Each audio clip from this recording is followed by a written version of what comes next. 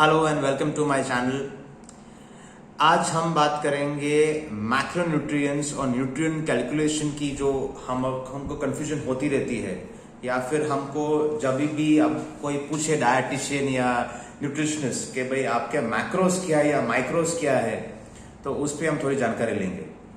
Basically nutrients दो type के होते हैं, एक मैक्रोन्यूट्रिएंट और एक माइक्रोन्यूट्रिएंट। मैक्रोन्यूट्रिएंट जो नाम है वही सजेस्ट करता है कि लार्ज नंबर मैक्रोज जो हम लार्ज क्वांटिटीज में खा सकते हैं और उससे एनर्जी डिराइव होती है अपनी बॉडी को। और माइक्रोन्यूट्रिएंट हमको छोटे छोटे क्वांटिटीज में खाना होता है, ज्यादा हम खा भी नहीं सकते और खाना चाहे तो भी नहीं खा पाएंगे आप इतना, तो उसको हम माइक्रोन्यूट्रिएंट बोलेंगे। आइडियली मैक्रोज या मैक्रोन्यूट्रिएंट के तीन अलग अलग सोर्सेज हैं जो हमको लार्ज क्वांटिटी में खानी चाहिए, एनर्जी मिलेगी। वो एनर्जी लेने के लिए first is carbohydrates, second is protein and third is fats. तो ये तीन माइक्रोन्यूट्रिएंट का कंपोनेंट्स हैं। उसमें हम आगे जाके कैलकुलेशन कैसे करेंगे, कितना खाना चाहिए, उस पर डिस्कस करेंगे। तो first we start with carbohydrates. Carbohydrates बहुत ही इंपॉर्टेंट मैक्रोन्यूट्रिएंट है और उसके कई रोल्स है, पर स्पेसिफिकली अगर कोई इंपॉर्टेंट रोल की मैं बात करूं तो आएंगे कि कार्बोहाइड्रेट बेसिकली फ्यूल की तरह एक्ट करता है अपनी बॉडी को एनर्जी देने के लिए जब आप एक्सरसाइज कर रहे हो। सेकेंड रोल कार्बोहाइड्रेट का ये है कि वो जब भी आप एक्सरसाइज करो तो मसल मास को प्रिजर्व करने में आपकी हेल्प करता है। और थर्ड, कार्बोहाइड्रेट एक बहुत अच्छा फ्यूल है आपके सेंट्रल नर्वस सिस्टम के लिए, खास करके ब्रेन के लिए। तो ये मेजर रोल्स है कार्बोहाइड्रेट्स के। इसके रिकमेंडेड डोजेज में अगर आपको बात करूं कि जो सेडेंटरी इंडिविजुअल्स है, जो ज्यादा एक्टिव नहीं है, एक्सरसाइज नहीं कर रहे हैं, घर पे बैठे ही हैं या ऑफिस जाते हैं सिर्फ, तो उनको करीबन 40 से 50% जितना उनका डेली कैलोरी इनटेक कार्बोहाइड्रेट से लेना चाहिए। जो ज्यादा एक्सरसाइज कर रहे हैं रेगुलरली उनको अराउंड 60% जितना कैलोरी इनटेक उनका लेना चाहिए कार्बोहाइड्रेट से। और जो एथलीट्स हैं, जो सीरियस एथलीट्स हैं, स्पोर्ट्समैन हैं, उनको करीबन 70% जितना वो कार्बोहाइड्रेट ले सकते हैं उनकी टोटल कैलोरी इनटेक के हिसाब से। तो ये मोटा मोटी एक आउटलाइन था कि मैक्सिमम जो सीरियस एथलीट्स होते हैं, जैसे कि वर्ल्ड स्ट्रॉन्गेस्ट मैन हो या WWE के प्लेयर्स हो, तो वो करीबन 3.5 ग्राम टू 4.5 ग्राम जितना कार्बोहाइड्रेट पर पाउंड ऑफ बॉडी वेट ले सकते हैं। So this is an outline, पर इससे ऊपर नीचे सब कैलकुलेशन आ सकते हैं डिपेंडिंग आपका गोल, डिपेंडिंग आपकी एज और डिपेंडिंग आपका डाइजेस्टिव सिस्टम। और नोट, एक इंपॉर्टेंट नोट करना है कि जो पर ग्राम ऑफ कार्बोहाइड्रेट होता है वो अपने को देती है 4 कैलोरी। तो उसके हिसाब से आपका कैलोरी काउंटिंग होना चाहिए। जो आपको कभी भी अगर आपको इसमें कंफ्यूजन हो तो प्लीज अच्छे क्वालिफाइड न्यूट्रिशनिस्ट या डायटिशियन को संपर्क करें और वो उनके हिसाब से ही आप चलो। कार्बोहाइड्रेट्स के सोर्सेज, कि आप कहां से अच्छे सोर्सेज कार्बोहाइड्रेट के ले सकते हो। फर्स्ट इज ग्रेन्स, और मैं इसमें सजेस्ट करूंगा तो होल ग्रेन्स ही लेना पसंद मैं करता हूं और मैं एडवाइस भी वही करता हूं। इसके बेनिफिट्स बहुत ज्यादा होते हैं। डेयरी प्रोडक्ट्स, उसमें स्पेसिफिकली लो फैट प्रोडक्ट्स या नॉन फैट प्रोडक्ट्स ही मैं सजेस्ट करता हूं। फ्रूट्स बहुत अच्छा सोर्स है कार्बोहाइड्रेट्स के लिए, बट उसमें मैं प्रेफर करूंगा फ्रूट्स, ना कि फ्रूट जूस। तो इसको आप ध्यान पे ले, ये पॉइंट को। सेकेंड कंपोनेंट जो माइक्रोन्यूट्रिएंट के वो है प्रोटीन, बहुत इंपॉर्टेंट सोर्स। उसके बहुत सारे रोल्स है। सबसे पहला है प्रोटीन अपना पूरा टिश्यू स्ट्रक्चर बनाने में काम करता है। अपने बाल, अपने नाखून, अपने स्किन, अपने मसल, बोन्स, टेंडन्स, लिगामेंट्स, ऐसा कुछ भी नहीं है जो प्रोटीन से नहीं बना हो। तो इसका इंपॉर्टेंस आप समझ सकते हो। सेकेंड, ये अपना प्लाज्मा मेम्ब्रेन जो होता है उसका सेल बनाने में काम करता है। उसका सेल का एक पार्ट होता है बहुत इंपॉर्टेंट।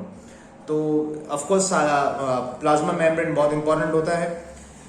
ये आपकी मेटाबॉलिक सिस्टम, ये आपकी ट्रांसपोर्टेशन सिस्टम, ये आपकी हार्मोनल सिस्टम का बहुत इंपॉर्टेंट पार्ट है प्रोटीन। और खास करके सबसे इंपॉर्टेंट जो उसका एडवांटेज है वो ये है कि आपका एसिड और बेस का बैलेंस मेंटेन करता है, जिससे आपका बॉडी एक न्यूट्रल पोजीशन में रहता है पूरे दिन। और इसका इम्बैलेंस होने के कारण से बहुत सारे नुकसान भी हो सकते हैं। तो इसलिए प्रोटीन अच्छी तरह से लेना बहुत इंपॉर्टेंट है। इसके रिकमेंडेड डोजेस की अगर बात करें तो जो सेडेंट्री जीवन जी रहे हैं इंडिविजुअल्स हैं, उनको करीबन 30.35 ग्राम जितना लेना चाहिए पर पाउंड ऑफ बॉडी वेट, उससे ज्यादा जरूरत नहीं है उनको। जो कॉम्पिटिटिव एथलीट्स है वो करीबन ले सकते हैं 0.50 टू 0.82 ग्राम्स पर पाउंड ऑफ बॉडी वेट। और जो सीरियस एथलीट्स है, जो इंटेंस वर्कआउट करते हैं, जैसे कि बॉडी बिल्डर्स की बात करें, तो वो मैक्सिमम 0.91 ग्राम्स पर पाउंड ऑफ बॉडी वेट जितना ले सकते हैं। अगर आप पर 91 ग्राम्स की अगर बात करो तो ये मैक्सिमल रेशियो होता है जो एक आप डाइजेस्ट कर सकते हो पर पाउंड ऑफ बॉडी वेट। पर यस, इसका ये मतलब नहीं है आप 0.91 पे आपको अटक जाना है। अगर आपका बॉडी मांगता है, अगर आपका बॉडी इसको ले सकता है, डाइजेस्ट कर सकता है, आपके गोल के हिसाब से जरूरत ज्यादा है या कम है, उसके हिसाब से ये कैलकुलेशन ऊपर नीचे होते हैं। और ये आपको सजेस्ट करेंगे आपके न्यूट्रिशनिस्ट, आपके ट्रेनर या आपके डायटिशियन। सो प्लीज उनका एडवाइस लो और उनके हिसाब से ही चलिए। और एक और नोट करने जैसी बात है, जैसे carbohydrate 1 gram of carbohydrate 4 calorie था, वैसे प्रोटीन भी सेम है। प्रोटीन भी 1 ग्राम ऑफ प्रोटीन 4 कैलोरी अपने को देती है। उसके फूड सोर्सेज की अगर बात करो प्रोटीन की, तो सबसे पहला मैं बोलूंगा कि लेग्यूम्स, जो बीन्स होते हैं, अपने इंडियन कल्चर में बहुत सारा हम यूज करते हैं।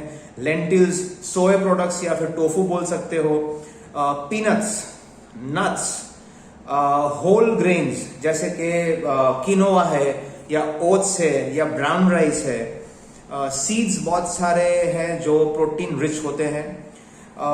Meat products, animal products of course protein rich होते हैं।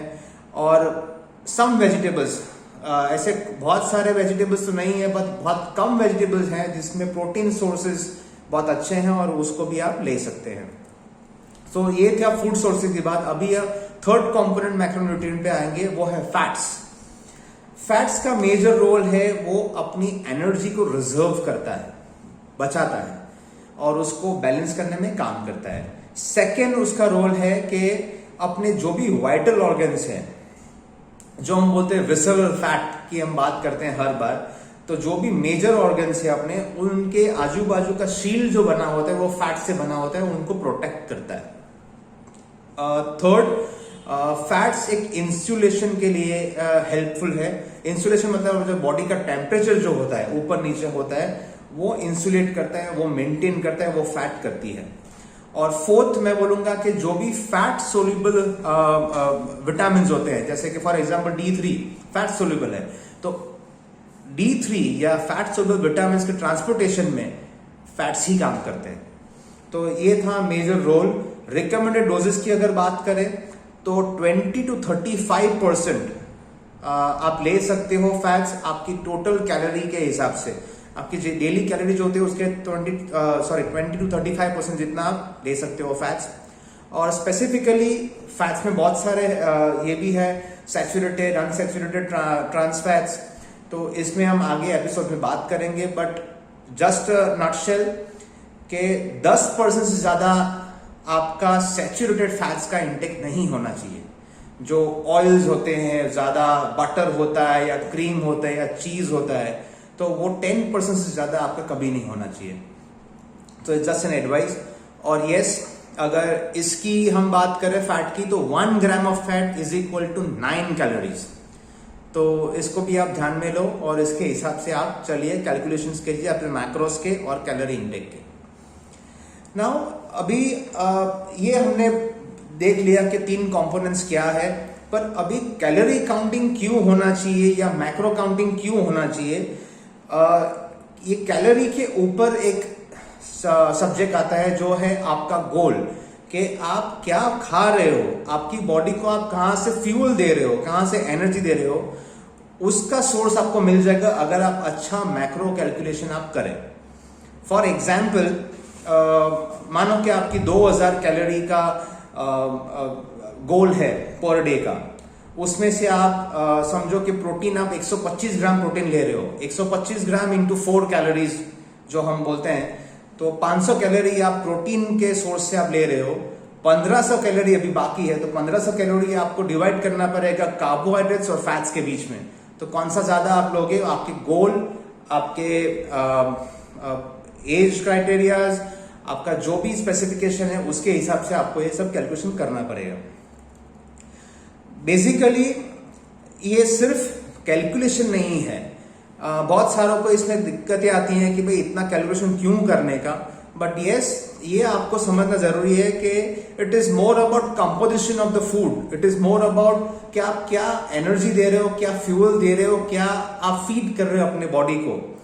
इससे होगा क्या कि आपका स्पेसिफिक गोल जो है वो आप अच्छी तरह मेंटेन कर सकते हो, अचीव कर सकते हो। आपका बॉडी थ्रू आउट, अगर आप प्रोटीन रिच डाइट ले रहे हो तो सेटाइटी में रहेगा, आपको बार बार जो मंचिंग की चाह होती है या कुछ भी खाने की चाह होती है, भूख लगती रहती है, वो नहीं होगी। आपके जो कार्बोहाइड्रेट्स आप इंटेक कर रहे हो वो बहुत सोच समझ के आप लोगे, जिससे ज्यादा आपका इंसुलिन स्पाइक अप नहीं होगा। तो ये सब मैक्रो कैलकुलेशंस के एडवांटेजेस हैं। आइडियली मैक्रो कैलकुलेशन एक ऐसा तो है नहीं कि मेरा मैक्रो कैलकुलेशन आपके लिए सेम होगा, वो चेंज ही होता रहेगा डिपेंडिंग ऑन वेरियस फैक्टर्स जो हमने आगे डिस्कस किया। बट यस एक बहुत सिंपल चीज है कि मैक्रो कैलकुलेशन करते करते बहुत लोग चीट मील्स पे भी आ जाते हैं कि मैक्रो कैलकुलेशन तो कर लिया, साथ में कैलोरी काउंटिंग है, तो वो चीट मिल्स पे आ जाते हैं। तो please I would suggest here कि there are no cheat meals. वो आप अगर आप वंस इन अ वाइल या महीने में एक बार कुछ इधर उधर कुछ खा लिया चलेगा। आप रोज खाओगे तो कभी भी आपके गोल पे आप पहुंच नहीं पाओगे, आप अचीव नहीं कर पाओगे।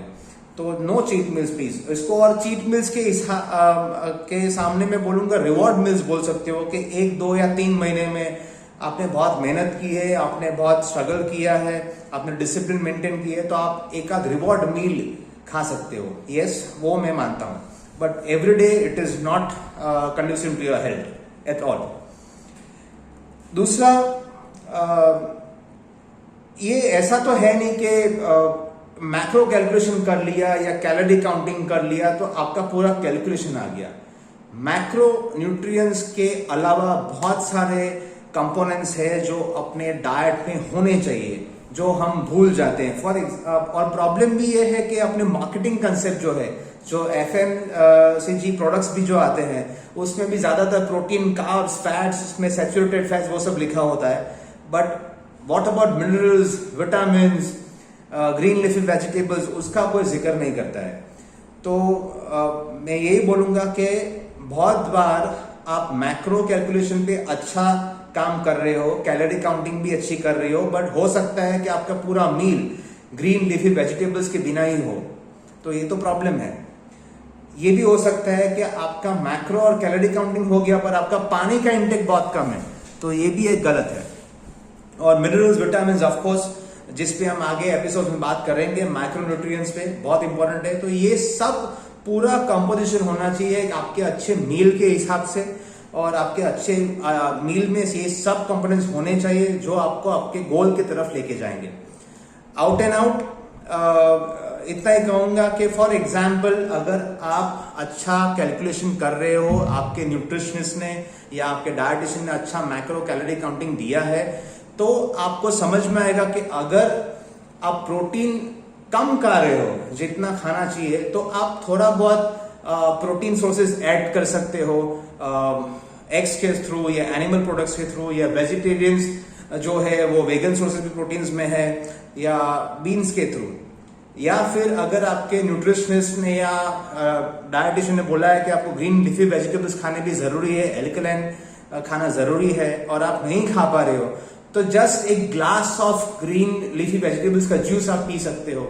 तो ये सब आप ऊपर नीचे करके आप अच्छे कैलकुलेशंस पे काम कर सकते हो, और yes you can be very very healthy. तो ये सब कैलकुलेशन ध्यान रखिए, और please take advice of experts, बहुत इंपॉर्टेंट है। Stay fit, stay healthy.